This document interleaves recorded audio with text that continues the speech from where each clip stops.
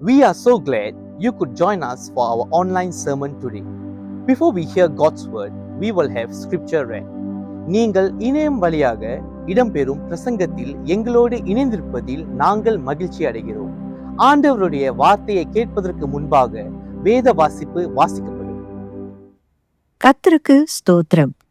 இன்று தேவ செய்திக்கென்று தெரிந்து கொள்ளப்பட்ட வேத பகுதி கலாத்தியருக்கு எழுதின நிருபம் 3ஆம் அதிகாரம் வசனங்கள் 23 29 வரை.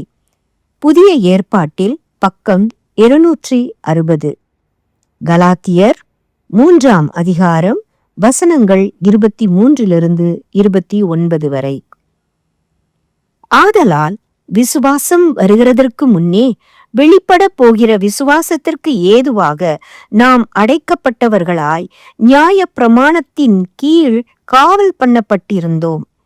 இவ்விதமாக நாம் விசுவாசத்தினாலே நீதிமான்களாக்கப்படுவதற்கு நியாய பிரமாணம் நம்மை கிறிஸ்துவின் இடத்தில் வழி நடத்துகிற உபாத்தியாய் இருந்தது.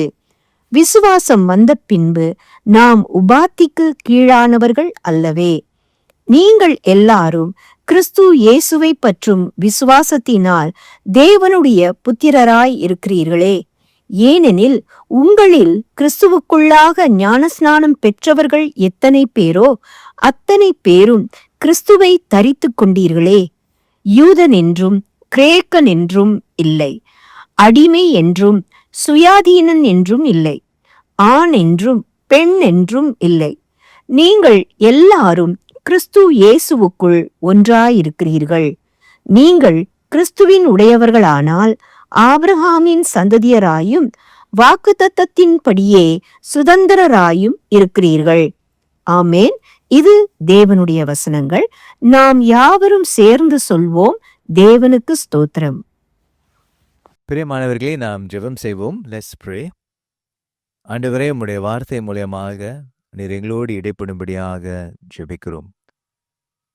இந்த கடைசி ஞாயிற்றுக்கிழமை அன்று 2025 கடைசி ஞாயிற்றுக்கிழமை அன்று உம்முடைய வார்த்தை மூலியமாக பேசக்கூடிய காரியத்திற்கு முக்கியத்துவம் கொடுத்து அதற்கு மறுமொழி கொடுக்க நீர் எங்களுக்கு உதவி செய்யும்படியாக ஜெபிக்கிறோம். Father, we pray that as we hear your word on this last Sunday of 2025, may we hear what you are saying to us and respond accordingly, Lord. We pray and ask this in Jesus' mighty name. இயேசு கிறிஸ்துவின் நாமத்திலே. Amen. கிறிஸ்துவை தரித்துக்கொள். Put on Christ. What does it mean to put on Christ? கிறிஸ்துவை தரித்துக் கொள்வது என்றால் என்ன? நாம் கிறிஸ்துவை தரித்துக் கொள்ளும் பொழுது ஒரு நபர் நாம் கிறிஸ்துவை தரித்துக் கொண்டிருக்கிறோம் என்று கவனிக்க முடியுமா? Can someone see that we have put on Christ? The sermon today will address these questions. இன்றைக்கு இந்த பிரசங்கமானது இந்த கேள்விகளுக்கு பதில் கொடுக்கும்படியாக பிரசங்கிக்கப்படும். In Galatians chapter 3 verse 27, Paul uses the phrase in Christ. கலாத்தியர் 3ஆம் அதிகாரம் 27வது வசனத்திலே கிறிஸ்துவுக்குள் என்ற அந்த வார்த்தையை பயன்படுத்துகிறதை நாம் கவனித்து பார்க்கலாம். ஏனெனில் உங்களில் கிறிஸ்துவுக்குள்ளாக ஞானஸ்நானம் பெற்றவர்கள் எத்தனை பேரோ அத்தனை பேரும் கிறிஸ்துவை தரித்து கொண்டீர்களே. இந்த வார்த்தை கிறிஸ்துவுக்குள் என்று சொல்லக்கூடிய இந்த வார்த்தையானது பவுல் பல வேளைகளிலே பல கடிதங்களிலே அவர் பல்வேறு சபைகளுக்கு எழுதும் பொழுது சொல்லப்பட்ட இந்த வார்த்தையாக இருக்கிறது. அது வித்தியாசமான கொஞ்சம் வித்தியாசங்களோடு இருந்து அந்த வார்த்தைகளை பயன்படுத்துகிறதே நாம் கவனித்து பார்க்கிறோம். Now there are several phrases that Paul uses in his letter to the various churches and there are slight variations. In Christ Jesus, in the Lord, in him. கிறிஸ்துவுக்குள், கிறிஸ்து இயேசுவுக்குள், ஆண்டவருக்குள், அவருக்குள் என்ற இந்த சில சிறிய வித்தியாசங்கள் இருந்தாலும் பொதுவாக அது கிறிஸ்துவுக்குள் இருக்கக்கூடிய அந்த வார்த்தையை விவரிக்கிறது. While there are various variations of these phrases, by and large it means being in Christ. கிறிஸ்துவுக்குள் என்று சொல்லும் பொழுது பவுலுடைய அபிப்பிராயத்திலே கிறிஸ்துவை பின்பற்றுகிறவர்களுடைய முக்கிய அடையாளமானது கிறிஸ்துவோடு வைத்திருக்கின்ற உறவு மூலியமாக வரக்கூடிய அடையாளம்தான். For Paul, the followers of Jesus Christ, our primary identity lies in the relationship with Jesus.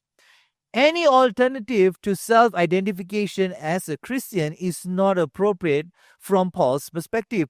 பவுலுடைய அபிப்பிராயத்தில் வேறு வித்தியாசமான அடையாளங்கள், முக்கிய அடையாளங்கள் இருக்குமானால் அது பொருந்த அற்றதாக இருக்கிறது. அது கிறிஸ்துவுக்குள் இருக்கக்கூடியவர்களுக்கு அப்படிப்பட்ட ஒரு அடையாளம் இருக்கக்கூடாது, முக்கிய அடையாளம் அப்படிப்பட்டதாக இருக்கக்கூடாது என்று பவுல் அந்த அபிப்பிராயத்திலிருந்து இந்த வார்த்தைகளை பயன்படுத்துகிறார். கிறிஸ்துவுக்குள், கிறிஸ்து இயேசுவுக்குள், ஆண்டவருக்குள், அவருக்குள் என்று ஏன் பயன்படுத்துகிறார் என்றால், அந்த நம்ம கிறிஸ்தவர்களாக இருக்கிற நம்முடைய முக்கிய அந்த அடையாளமானது கிறிஸ்துவுக்குள் இருக்கிறது. கிறிஸ்துவோடு இருக்கக்கூடிய அந்த உறவினால் இருக்கக்கூடிய அந்த அடையாளமாக இருக்க வேண்டும் என்று அதை வலியுறுத்துவதற்காகவே இந்த வார்த்தைகளை அவர் பயன்படுத்துகிறார். Paul often uses this verse to emphasize that our primary identity is formed in relation to Jesus. Paul then goes on to use the phrase put on Christ. Pavul 3ஆம் அதிகாரம், கலாத்தியர் 3ஆம் அதிகாரம் 27வது வசனத்தை அதுக்கு பிறகு என்ன சொல்கிறார்? ஏனெனில் உங்களில் கிறிஸ்துவுக்குள்ளாக ஞானஸ்நானம் பெற்றவர்கள் எத்தனை பேரோ அத்தனை பேரும் கிறிஸ்துவை தரித்து கொண்டீர்களே என்று அந்த வார்த்தைகளை பயன்படுத்துகிறார். கிறிஸ்துவை தரித்து கொண்டீர்களே என்ற வார்த்தையை பயன்படுத்துகிறார். To put on Christ is simply to take on the characteristics, the virtue and the intentions of Christ. கிறிஸ்துவை தரித்துக்கொள் என்ற அதனுடைய அர்த்தம் என்னவென்றால், கிறிஸ்துவனுடைய பண்புகளை நாம் நம்முடைய வாழ்க்கையில் இருக்க வேண்டும்.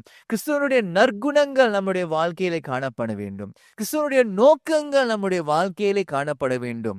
பொதுவாக நாம் கிறிஸ்துவை போல இருக்க வேண்டும் என்று தான் அர்த்தமாய் இருக்கிறது. Now to put on Christ means to take on the characteristics, to take on the virtue, to take on the intentions of Christ, to become like Christ, to embody Christ. கிறிஸ்துவை சரீரத்திலே வெளிப்படுத்துவது.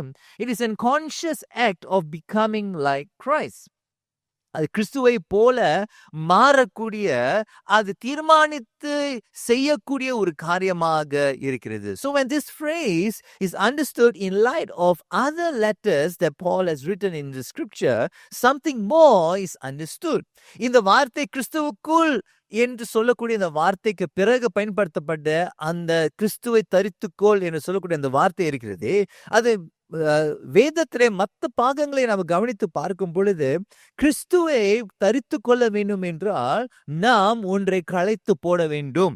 Now when Paul says put on Christ, it involves putting off something, and the putting off something is found in Ephesians chapter 4:22-24. எபேசியருக்கு எழுதின நிருபம் 4ஆம் அதிகாரம் 22வது வசனத்திலிருந்து 24வது வசனத்தை கவனிக்கும் பொழுது, கிறிஸ்துவை தரித்து கொள்ள வேண்டும் என்றால் ஒன்றை கழற்றி போட வேண்டும். அந்த அதை எதை கழற்றி போட வேண்டும்? அந்தபடியே முந்தின நடக்கைக்கு கூறிய மோச போகும் இச்சைகளினால் கெட்டு போகிற பழைய மனுஷனை நீங்கள் களைந்து போட்டு உங்கள் உள்ளத்திலே புதிதான ஆவிக்குள்ளவர்களாகி மெய்யான நீதியிலும் பரிசுத்தத்திலும் தேவனுடைய சாயலாக சிருஷ்டிக்கப்பட்ட புதிய மனுஷனை தரித்து கொள்ளுங்கள். ஆகையாலே கிறிஸ்துவை தரித்து கொள்ள வேண்டும் என்றால் ஒன்றை கழற்றி போட வேண்டும். அந்த கழற்றி போடக்கூடிய காரியம் என்ன? பழைய மனுஷனை கழற்றி போட வேண்டும். The old man refers to the lifestyle that we embodied before following Jesus. அந்த கழற்றி போடக்கூடிய அந்த பழைய மனுஷனுடைய அர்த்தம் என்னவென்றால், அந்த பழைய மனுஷனானது நாம் வாழ்ந்த வாழ்க்கையை குறித்து சுட்டி காட்டுகிறது. அதாவது கிறிஸ்துவை பின்பற்றுவதற்கு முன்பதான அந்த வாழ்க்கை முறையை இப்பொழுது நம்முடைய வாழ்க்கையில் இராதபடிக்கு அதை அகற்ற வேண்டும். அதனுடைய அர்த்தமாய் இருக்கிறது. The scripture states that evil desires are drives the old lifestyle. இந்த மோசம் போக்கும் இச்சைகள் தான் இந்த பழைய வாழ்க்கை முறையை நடத்தியது என்று வேதம் சொல்கிறது. So, scripture states that the intentional action of putting on Christ, I want to summarize, is to take on the characteristics of of Christ, to take on the virtues of Christ, to take on the intentions of Christ, and these need to be coupled with the intentional act of rejecting the old lifestyle that is driven by evil desires. ஆகையாலே வேதம் நமக்கு என்ன சுட்டி காட்டுகிறது என்றால், கிறிஸ்துவை தரித்து கொள்ள வேண்டும் என்றால் கிறிஸ்துவனுடைய பண்புகளை நம்முடைய வாழ்க்கையில் காணப்படும்படியாக முயற்சி செய்ய வேண்டும். கிறிஸ்துவனுடைய நற்குணங்கள் நம்முடைய வாழ்க்கையிலே காணப்படும்படியாக நாம் இடம் கொடுக்க வேண்டும். கிறிஸ்துவனுடைய நோக்கங்கள் நம்முடைய வாழ்க்கையிலே காணப்பட வேண்டும். அதே நேரத்திலே நாம் இந்த பழைய வாழ்க்கை முறையை நாம் அகற்ற வேண்டும். ஏனென்றால் இவைகள் மோசம் போகும் இச்சைகளினாலே வழி நடத்தப்படுவதனாலே இந்த பழைய வாழ்க்கை முறையை நம்ம கழற்றி போட வேண்டும் என்று வேதம் நமக்கு கற்றுக் கொடுக்கிறது. And then Paul goes on to state that you are one person in Christ Jesus. அதன் பிறகு கிறிஸ்துவுக்குள் நீங்கள் ஒருவராக இருக்கிறீர்கள், ஒன்றாய் இருக்கிறீர்கள். யூதன் என்றும் கிரேக்கனும் என்றும் இல்லை, அடிமை என்றும் சுயாதீனமும் இல்லை, ஆணும் இல்லை பெண்ணும் இல்லை, நீங்கள் எல்லாரும் கிறிஸ்து இயேசுவுக்குள் ஒன்றாய் இருக்கிறீர்கள் என்று கலாத்தியர் 3:28 இவ்விதமாக சொல்கிறது. In other words, Paul says that that which used to distinguish different types of people, putting on Christ, now that distinction does not exist. Pavul என்ன சொல்ல விரும்புகிறார் என்றால், நீங்க கிறிஸ்துவை தரித்த பிறகு எந்தெந்த காரியங்கள் நம்மை வித்தியாசமாக மாற்றியதோ பிரித்ததோ இந்த காரியங்கள் அந்த பிரிவினைக்கு இடம் கொடாதபடிக்கு இந்த வித்தியாசங்கள் மறைந்து போயின. நாம் எல்லாரும் கிறிஸ்துவுக்குள் ஒன்றாய் இருக்கிறோம் என்று. முதலாவது அவர் என்ன சொல்கிறார் என்றால், யூதன் என்றும் இல்லை கிரேக்கன் என்றும் இல்லை என்று அவர் சொல்கிறார். Firstly, he says there should be no distinction in race. இனத்துக்கு அங்கு வித்தியாசங்கள் இல்லை. No race is better than the other. ஒரு இனம் இன்னொரு இனத்தை விட மிக சிறந்தது என்று கருதப்படக்கூடாது. வேதம் சொல்கிறது, ரோமருக்கு எழுதிய நிருபம் 3:23 24 வரை, எல்லாரும் பாவம் செய்து தேவ மகிமையற்றவர்களாகி இலவசமாய் அவருடைய கிருபையினாலே கிறிஸ்து இயேசுவில் உள்ள மீட்பை கொண்டு நீதிமான்களாக்கப்படுகிறார்கள் என்று வேதம் சொல்கிறது. Scripture says in Romans chapter 3 verses 23 to 24 that all have sinned and are in need of God's mercy.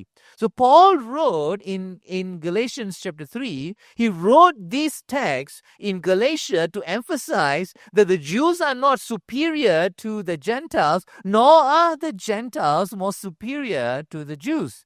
ஏன் கலாத்தியர் 3 இந்த வார்த்தைகளை சொன்னார் என்றால், யூதனும் இல்லை கிரேக்கனும் இல்லை என்று சொன்னார் என்றால், எதை வலியுறுத்த விரும்பினார் என்றால், யூதன் புறஜாதியின் விட மிக சிறந்தவன் அல்ல, அதே வேளையிலே புறஜாதியார் யூதர்களை விட மிக சிறந்தவர்கள் இல்லை, எல்லாம் சமமாக இருக்கிறார்கள். கிறிஸ்துவை தரித்து கொண்டவர்கள் கிறிஸ்துவுக்குள் கிறிஸ்துவனுடைய அபிப்பிராயத்தை சமமாக இருக்கிறார்கள். தேவனுடைய குடும்பத்திலே எந்த இனத்தை சார்ந்தவர்களாக இருந்தாலும் கர்த்தருடைய சமூகத்திலே கிறிஸ்துவனுடைய குடும்பத்திலே ஒன்றாக சமமாக இருக்கிறார்கள் என்று வேதம் கற்றுக் கொடுக்கிறது. Those who have put their faith in Jesus become one family, equal standing regardless of race. Secondly, Paul goes on to state there is no rank, meaning there is no class system in Jesus. இரண்டாவது பவுல் என்ன சொல்கிறார் என்றால், அடிமையும் என்றும் சுயாதனமும் இல்லை, சுயாதீனன் என்றும் இல்லை என்று அவர் சொல்கிறார். Now Paul goes on to say that there is no slave nor free man. He says there's no rank.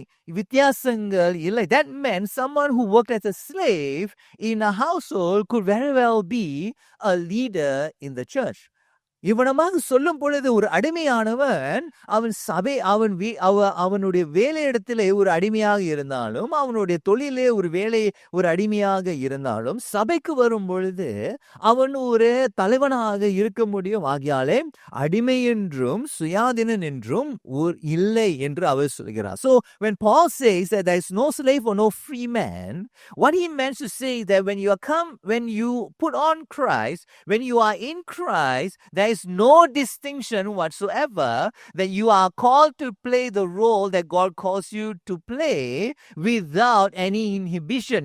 ஆண்டவர் நம்மை எந்த அழைப்பிலே அழைத்தாலும் அது தடையில்லாமலே நம் ஆண்டவருக்கு முன்பாக செய்யலாம் என்று இங்கு பவுல் வலியுறுத்த விரும்புகிறார். ஆகையால் இதனாலே நீங்கள் என்ன தொழிலில் இருக்கிறீர்கள், உங்களுடைய நிலைமை என்ன என்று அதை வைத்து ஒரு பிரிவினை சபைக்குள்ளாக வரக்கூடாது என்று பவுல் இங்கு வலியுறுத்த விரும்புகிறார்.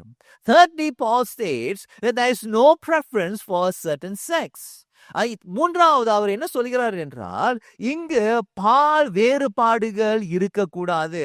ஆணும் பெண்ணும், ஆணும் என்றும் பெண்ணும் என்றும் இல்லை என்று அவர் சொல்கிறார். ஏன் இதை சொல்கிறார் என்றால், அந்நாட்களிலே பெண்கள் அந்நாட்கள் இருக்கக்கூடிய வாழ்க்கை முறையிலே, அந்நாட்களில் இருக்கக்கூடிய சமுதாயத்திலே அவர்கள் கீழ்த்தனமாக நடத்தப்பட்டார்கள். அவர்கள் ஆண்களோடு சமநிலையில இல்லை என்று கருதப்பட்டார்கள். Women in the ancient world were often despised and ill-treated. So Paul here states, in Jesus, male and female are one before God. ஆகையால் பவுல் என்ன சொல்கிறார் என்றால், கர்த்தருடைய சமூகத்திலே கிறிஸ்துவில் தரித்தவர்கள் ஆண்களானாலும் சரி பெண்ணானாலும் சரி ஆண்டவருடைய சமூகத்திலே சம உரிமை உள்ளவர்களாக இருக்கிறார்கள், சம மதிப்பு உள்ளவர்களாக இருக்கிறார்கள் என்று பவுல் வலியுறுத்த விரும்புகிறார். ஆகையாலே ஆணினால் இருந்தாலும் பெண்ணினால் இருந்தாலும் அந்த பால் வேறுபாடுகளை வைத்து சபைக்குள்ளாக ஒரு பிரிவினை வரக்கூடாது என்று வலியுறுத்த விரும்புகிறார். He uses the male and the female sex to highlight that because someone is a male or because someone is a female, that sex differentiation should not cause a division in the church, but in church you and I are one in God. கிறிஸ்துவுக்குள்ளாக நீங்களும் நானும் ஒன்றாய் இருக்கிறோம். Now in making these three assertions, Paul does not mean that racial, social and sexual distinction do not exist at all. இந்த வார்த்தைகள் இந்த மூன்று காரியத்தை சொல்லும் பொழுது இப்பொழுது இனமும் சமூக வித்தியாசமும் பால் வேறுபாடும் இப்பொழுது ஒன்றுமே இல்லை என்று சொல்லவில்லை. A person is acknowledged as belonging to a particular race with distinctive cultural differences. அதாவது ஒரு இனத்தை சார்ந்தவர்கள், அந்த இனத்தை சார்ந்தவர்களுடைய வாழ்க்கையிலே கலாச்சார வித்தியாசங்கள் இருக்கும், அதை அங்கீகரிக்கலாம் என்று அவர் சொல்கிறார். அதே வேளையிலே ஒரு அடிமையானவன் தன்னுடைய கடமையை செய்ய வேண்டும், அடிமையாக இருந்ததினாலே கிறிஸ்துவை தரித்து கொண்டதினாலே அவனுடைய கடமைகளை செய்யக்கூடாது என்று கற்றுக் கொடுக்கவில்லை. Now a slave needed to fulfill the obligations that led to becoming a slave before being set free. அந்த சுயாதீனனாக வாழுவதற்கு முன்பதாக அந்த அடிமை அந்த கடமைகளை செய்த பிறகுதான் அவன் விடுவிக்கப்பட வேண்டும். ஆகையால இந்த கடமைகள் இனிமேல் செய்ய வேண்டியதில்லை என்று பவுல் சொல்லவில்லை. A woman should not be treated as a man, nor a man should be treated as a woman. அதே வேளையிலே ஒரு பெண்ணானவர் ஆணாக கருதப்படக்கூடாது, ஒரு ஆணானவன் பெண்ணாக படக்கூடாது என்று இவைகளே அவர் வலியுறுத்த விரும்புகிறார். Paul states that while these distinctions exist, they should no longer be barriers to fellowship.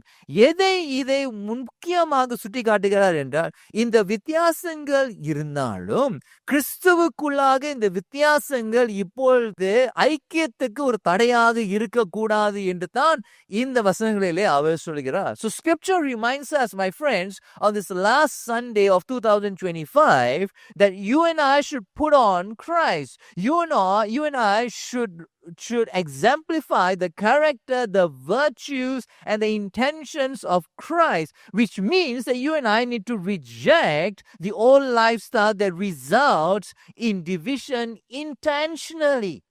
வேதம் நமக்கு என்ன கற்றுக் கொடுக்கிறது? சில வசனங்கள் மூலியமாக நாம் கிறிஸ்துவை தரித்து கொள்ள வேண்டும் என்றால் அவருடைய பண்புகளை நாம் வெளிப்படுத்த வேண்டும், அவருடைய நற்குணங்களை நாம் வெளிப்படுத்த வேண்டும், அவர்களுடைய நோக்கத்தை நாம் வெளிப்படுத்த வேண்டும்.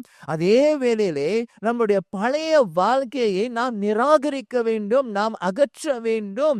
ஏனென்றால் இந்த பழைய வாழ்க்கையை மோசம் போக்கும் இச்சைகளினாலே வழிநடத்தப்படுவதினாலே அது பிரிவினைகளை கொண்டு வரும். ஆகியாலே நீங்கள் இவைகளை கழற்றி வைக்க வேண்டும் என்று பவுல் சொல்கிறார். இதைத்தான் இந்த 2025வது ஆண்டின் கடைசி ஞாயிற்றுக்கிழமை அன்று கர்த்தர் நம்மிடத்திலே பேசிக் கொண்டிருக்கிறார். It is possible to see if someone has indeed the characteristics, the virtues and the intentions of Christ. It's possible. It's possible to see, my friends, if we are truly putting on Christ. நான் ஆரம்பத்தில் கேட்ட கேள்வி என்னவென்றால், கிறிஸ்துவை தரித்து கொள்ளும் பொழுது மற்றவர்களை இதை கவனிக்க முடியுமா? கட்டாயமாக கவனிக்க முடியும். அவர் கிறிஸ்துவை தரித்து கொண்டவர்கள் பிரிவினைக்கு இடம் கொடுக்க மாட்டார்கள். Those who put on Christ will not allow division in the church. Despite the distinctions that rest within us, we will not allow it to become a divisive point. நம்மளுடைய மத்தியிலே வித்தியாசங்கள் இருந்தாலும் அந்த வித்தியாசங்களுக்கே முக்கியத்துவம் கொடுத்து பிரிவினைக்கு நாம் இடம் கொடுக்க கூடாது. மாறாக நாம் மத்தியிலே வித்தியாசங்கள், கருத்து வேறுபாடுகள், கலாச்சார வித்தியாசங்கள், தொழில் வித்தியாசங்கள், எண்ணங்கள் வித்தியாசங்கள் இவைகள் எல்லாம் இருந்த போதிலும் இவைகள் இருந்தாலும் இதற்கு முக்கியத்துவம் கொடுத்து பிரிவினைக்கு இடம் கொடுக்க கூடாது என்று வேத நமக்கு இந்த நாளிலே கற்றுக் கொடுக்கிறது. Such a person will not allow distinctions to bring about division in the church. Those who put on Christ will not allow the distinctions to bring division in the church. பிரியமானவர்களே, கிறிஸ்துவை தரித்து கொண்டவர்கள் நம் மத்தியிலே வித்தியாசங்கள் இருந்தாலும் அந்த வித்தியாசங்களுக்கு முக்கியத்துவம் கொடுத்து பிரிவினைக்கு இடம் கொடுக்க மாட்டார்கள். So today, Spirit of the Lord is speaking to us to put on Christ, to grow in our faith, and to take off those remnants of our old life out intentionally. பிரியமானவர்களே, தேவனுடைய வார்த்தை நமக்கு என்ன சொல்கிறது என்றால், நீங்களும் நானும் தீர்மானித்து சில நடவடிக்கைகளை எடுக்க வேண்டும். அந்த நடவடிக்கைகளை என்னவென்றால், கிறிஸ்துவை தரித்து கொண்டு நம்முடைய விசுவாசத்திலே வளர்ந்து நம்முடைய பழைய வாழ்க்கையை நாம் நிராகரிக்க வேண்டும், அதை அகற்ற வேண்டும், அதை புறக்கணிக்க வேண்டும். அதை செய்யக்கூடியவர் யார் என்றால் நீங்களும் நானும் தான். அதை செய்யும் பொழுது கர்த்தருடைய ஆவியானவர் நமக்கு உதவி செய்வார். Now, while you and I are to do that intentionally, you and I are not doing it on our own. It is the Spirit of God who will help us to put on Christ and to reject the old men. நீங்களும் நானும் நம்மளுடைய கடமை என்னவென்றால் கிறிஸ்துவை தரித்து கொள்வது, பழைய வாழ்க்கையை அகற்றுவது. ஆனால் இதை நீங்களும் நானும் தனியாக செய்யவில்லை. கர்த்தருடைய ஆவியானுடைய ஒத்தாசையோடு நீங்களும் நானும் தீர்மானித்து நடவடிக்கைகளை செய்வோமானால் அதை செய்வதற்கு கர்த்தருடைய ஆவியானவர் நமக்கு அந்த பலத்தையும் ஞானத்தையும் அவர் கொடுப்பார்.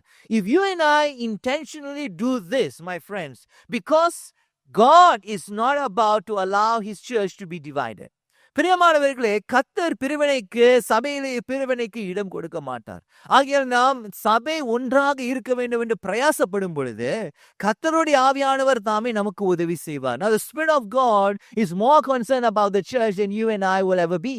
And if you and I are intentionally wanting to put on Christ and to take away the old man for the sake of the unity in the church, the Spirit of God, my friends, himself will help us to be united as one. So today, on this last Sunday of 2025, let us put on Christ. பிரியமானவர்களே, இந்த கடைசி ஞாயிற்றுக்கிழமை 2025வது ஆண்டிலே நாம் கிறிஸ்துவை தரித்து கொள்வோம். கிறிஸ்துவை தரித்து கொள்வோம். Let us pray. நாம் ஜெபம் செய்வோம். ஆண்டவரே, இந்த நாளிலே இதையெல்லாம் கழற்றி போட வேண்டுமோ, மோச போகும் இச்சைகளினாலே வழிநடத்தப்பட்ட பழைய வாழ்க்கைகள், அதை தீர்மானித்து நடவடிக்கைகளை எடுத்து கழற்றி போடும் பொழுது நீர் தாமே மகிமை அடைவீராக. இவன் வாயிலாக சபை கட்டப்படுவதாக, இணைக்கப்படுவதாக. ஆண்டவரே, Lord, as we intentionally remove and reject the old life that is driven by evil desires, that through our actions the church will be united and will be as one. Help us, Lord, to put on Christ. பிதாவே, கிறிஸ்துவை தரித்து கொள்ள நீர் எங்களுக்கு உதவி செய்வீராக. இயேசு கிறிஸ்துவின் நாமத்தில், in Jesus' mighty name. Amen. We hope you have been blessed by the word of God today. If you have any questions after hearing the sermon today, or you need someone to talk to, please contact our church office. We would like you to know that you are not alone and that we as a church are willing to journey with you. We hope to be a safe space where you can grow in Christ as a person. We hope you have a great week. God bless you. நீங்கள் கர்த்தருக்குள் ஒரு நபராக வளர்ச்சி அடைவதற்கு உங்களது பாதுகாப்பான இடமாக நாங்கள் இருக்க விரும்புகிறோம். இந்த வாரம் உங்களுக்கு சிறந்த வாரமாக அமையட்டும். ஆண்டவர் உங்களை ஆசீர்வதிப்பாராக.